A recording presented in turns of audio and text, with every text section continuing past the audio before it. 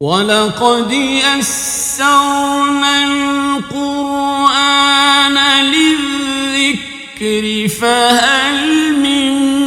مُّدَّكِرٍ وعلی آلہ واصحابہ اجمعین۔ معزز سامعین، سورہ بقرہ کی آیات مبارکہ 28 اور 29 کی تفسیر کے ساتھ آپ کی خدمت میں حاضر ہیں۔ کفار اور مشرکین سے خطاب ہے، کیف تکفرون باللہ، کہ تم کیسے اللہ کا انکار کر سکتے ہو، وکنتم امواتا، کہ تم تو مردہ تھے، فاحیاکم، اللہ نے تمہیں زندگی بخشی، ثم یمیتکم، پھر وہ تمہیں موت دے گا، ثم یحییکم، پھر تمہیں حشر کے دن زندہ کرے گا، ثم الیہ ترجعون، پھر تم اسی کی طرف لوٹائے جاؤ گے۔ اس آیت مبارکہ میں کفار اور مشرکین کو خطاب ہے جو حیات بعد الموت کے منکر تھے اور قیامت کے منکر تھے، اور عجیب سمجھتے تھے کہ کیسے ممکن ہے کہ مرنے کے بعد انسان دوبارہ زندہ ہو جائے۔ اللہ رب العالمین نے ان کو اس حقیقت کی طرف متوجہ فرمایا کہ تم کیسے عجب لوگ ہو کہ جب تم کچھ بھی نہ تھے، اللہ رب العالمین نے تمہارا خمیر تمہارے ماں کے بطن میں تیار کروایا، تم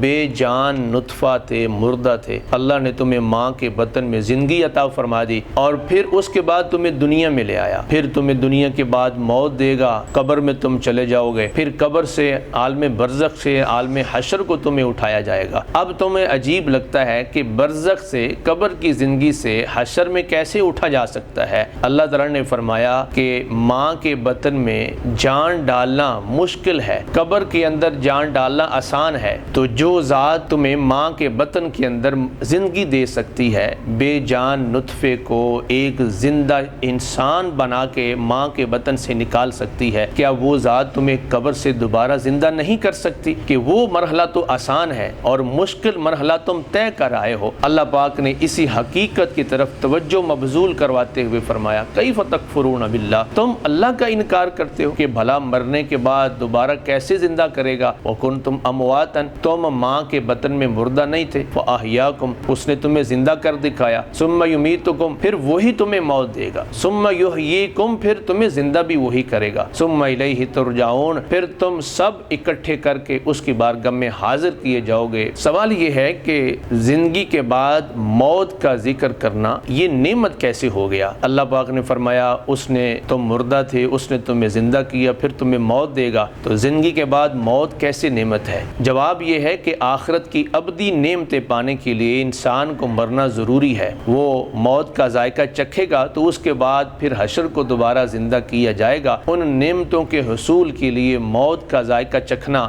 گویا یہ بھی اللہ کی نعمتوں میں سے ایک نعمت ہے، جس کا ذکر اللہ پاک نے اس آیت مبارکہ کے اندر بیان فرمایا ہے۔ کفار اور مشرکین اور منکرین کو اللہ پاک نے یہ پیغام دے دیا ہے کہ تمہیں ہر صورت اس مرحلے سے گزرنا ہے، مرنے کے بعد زندہ ہونا ہے، اور اللہ کے حضور جو تم اعتراض کر رہے ہو ان سوالوں کا بھی تم نے جواب دینا ہے۔ تم یقین نہ کر کے اللہ کی قدرت پر جو اعتراض کر رہے ہو اس کا بھی تمہیں جواب دینا ہوگا، ثم الیہ ترجعون، تم سب کو اللہ کے حضور پیش ہونا ہوگا، اور اس پیشی کے موقع پر اللہ پاک تم سے ہر چیز کا سوال کرے گا۔ اس حقیقت کو بیان کر کے دراصل کفار و مشرکین کو ایمان لانے کی طرف متوجہ کیا گیا۔ ایمان لے آؤ اس سے پہلے کہ یہ مرحلہ آ جائے، کہیں تم تاخیر کا شکار نہ ہو جاؤ، اس لیے ایمان لانے میں سبقت کر جاؤ۔ سورہ بقرہ کی آیت نمبر 29 کے اندر اللہ پاک نے ارشاد فرمایا، هو الذی خلق لکم ما فی الارض جمیعا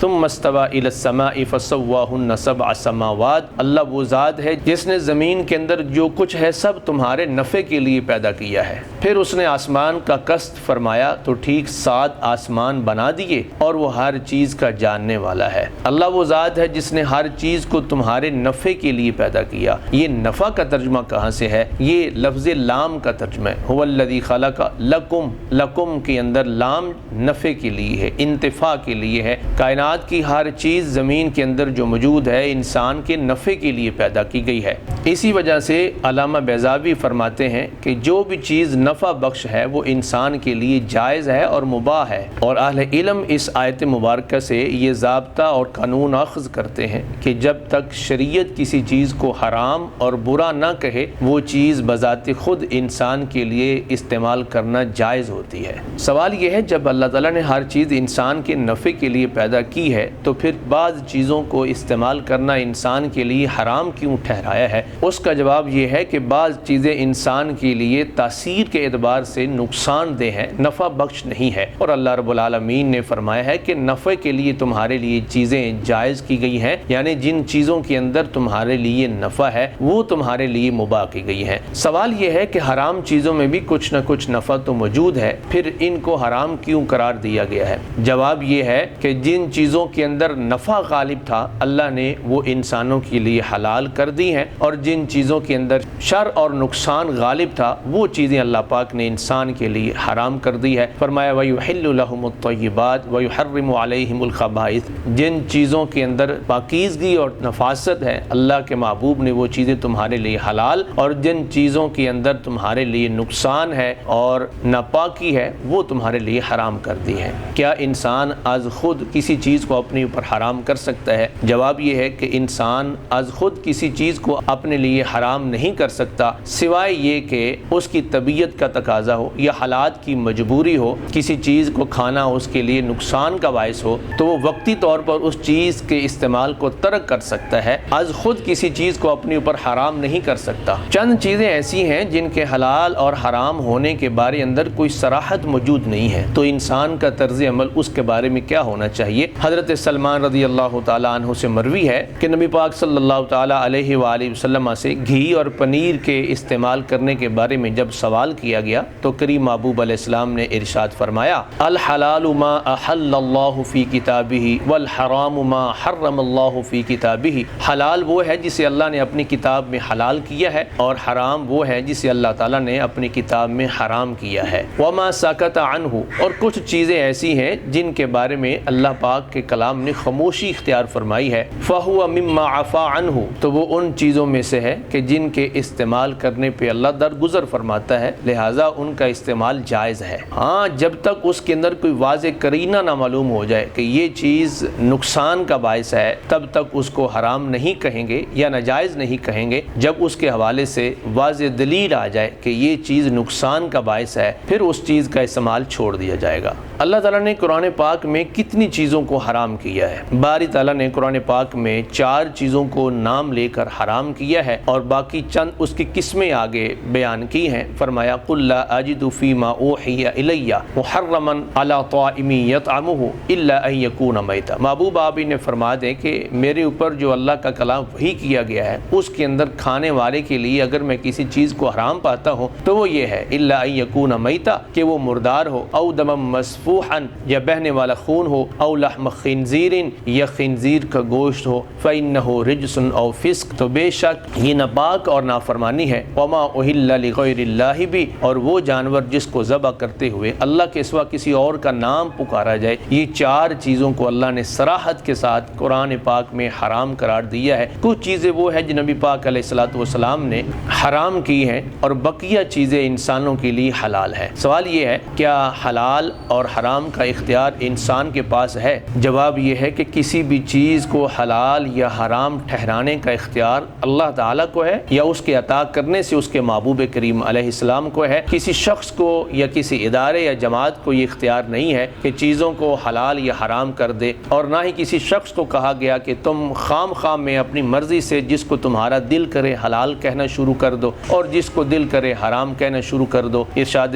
ربانی ہے وَلَا تَقُولُوا لِمَا تَصِفُ أَلْسِنَتُكُمْ، جو تمہاری زبانوں پہ آ جائے اس کو یہ نہ کہنا شروع کر دیا کرو ھذا حلال وھذا حرام، کہ یہ چیز حلال ہے اور یہ چیز حرام ہے، لِتَفْتَرُوا عَلَى اللَّهِ الْكَذِبَ، جب تم اپنی مرضی سے حلال اور حرام ٹھہراؤ گے تو اللہ پہ تم جھوٹ باندھو گے۔ ان الذین یفترون علی اللہ الکذب لا یفلحون، بے شک جو لوگ اللہ تعالیٰ کی طرف جھوٹی بات منسوب کرتے ہیں وہ فلاح نہیں پا سکتے۔ سورہ یونس کی آیت نمبر 59 میں اللہ پاک نے حلال اور حرام کے حوالے سے ارشاد فرمائے قل ارأیتم ما انزل اللہ لکم من رزق فجعلتم منہ حراما وحلالا، محبوب آپ ان سے پوچھئے اللہ نے جو ان کو رزق عطا فرمایا ہے تو یہ اس میں سے اپنی مرضی سے ہی حلال اور حرام بنا رہے ہیں؟ قل اللہ اذن لکم، محبوب ان سے پوچھیں کہ اللہ نے تمہیں اس بات کا اذن دیا ہے، ام علی اللہ تفترون، یا پھر تم اللہ پر جھوٹی بات منسوب کر رہے ہو۔ مقصود یہ ہے کہ حلت اور حرمت کا اختیار اللہ کے پاس ہے یا اس کے ادا کرنے سے اس کے رسول کے پاس ہے۔ عام انسانوں کو یہ اختیار نہیں ہے کہ وہ کسی چیز کو حلال یا حرام ٹھہرا دیں۔ کیا عقل کی بنا پر کسی چیز کو حلال یا حرام ٹھہرایا جا سکتا ہے؟ جی نہیں، عقل کی بنا پر کسی چیز کو حلال یا حرام ٹھہرایا تو نہیں جا سکتا، کہ حلال ہونے اور حرام کیے جانے کی حکمتوں کو تلاش ضرور کیا جا سکتا ہے۔ عقل کا کام ہے کہ اس چیز کی کھوج لگائے کہ اللہ تعالیٰ نے کس حکمت کی بنا پر ان چیزوں کو حلال یا حرام کیا ہے۔ اس آیت مبارکہ میں اللہ پاک نے ارشاد فرمایا کہ اللہ پاک نے تمہارے لیے زمین کی ہر چیز کو نفع بخش بنایا، پھر آسمان کی طرف قصد فرمایا۔ تو سوال یہ ہے کہ زمین کو پہلے بنایا گیا یا آسمان کو پہلے بنایا گیا؟ جواب یہ ہے کہ اس کے اندر اہل علم کا اختلاف ہے۔ بعض لوگ اس بات کے قائل ہیں کہ زمین کی تخلیق پہلے کی گئی ہے، بعض لوگ اس بات کے قائل ہیں کہ آسمان کی تخلیق پہلے کی گئی ہے۔ جمہور یعنی اکثر علماء کا یہ موقف ہے کہ زمین کو بنایا پہلے گیا ہے آسمان سے، لیکن بچھایا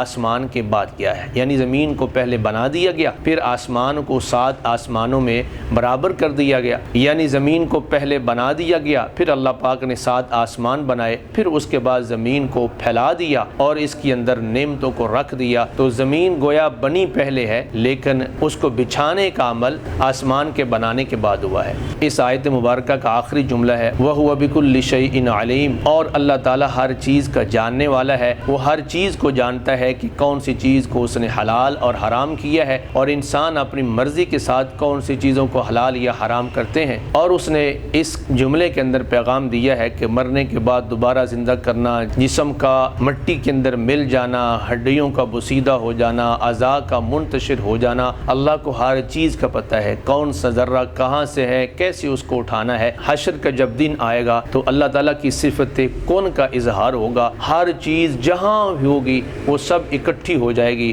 اور انسان اٹھ کے اللہ کے حضور کھڑا ہو جائے گا۔ وہ زمین کو بنانے، آسمان کو بنانے، اس کے اندر کی حکمتوں، آخرت کو لوگوں کو اٹھانے اور اس کے سب نظام کو جانتا ہے، وہ اس کا علم ہر چیز پر محیط ہے۔ لہٰذا اللہ پاک جو تمہیں خبر دے رہا ہے اس کو مان لو، اس کی تصدیق کر لو، اس پہ ایمان لے آؤ، اسی کے اندر ہی فلاح اور عافیت ہے۔